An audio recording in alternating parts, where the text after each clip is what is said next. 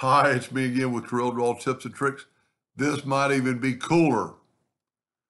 When that other video was loading, I was kind of looking at it, and if you didn't watch part one, might want to watch it. But what we're going to do, we're going to take this same leaf and duplicate it over like we did before, and we're going to intersect it to get that leaf out of there, or that heart. So now we have that heart. But on this one, we are going to go back minus front and take the heart out. But then I'm going to fill in that with a color. Let's use blue. And I'm going to move that out of the way, but I'm going to bring in a yellow box because I'm going to put an outline around this heart. You can see the outline, and I'm actually going to bump it up to like, not that thick. About like that. But then I'm going to take I'm going to left click no fill. So now I just have an outline.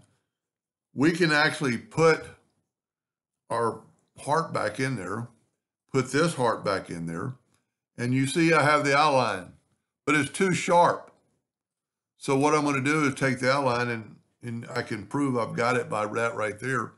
And I'm going to go to Effects and Blur, and I'm going to gussy and blur just the outline.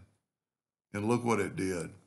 And you could play around with this, have it a little, as much as you wanted, just kind of, whatever he thinks the printer can pick up, and then put that word love in it.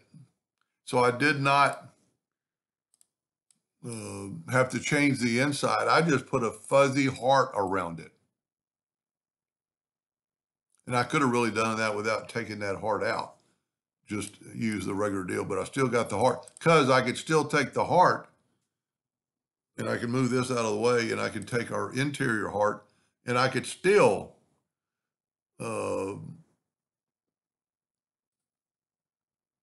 make it a little bit lighter, and then take our heart back. I think it looked good as the way it was, but that's personal preference. Let's see what it looks like. Maybe not quite transparent, just a little bit to tell the difference in the leaf.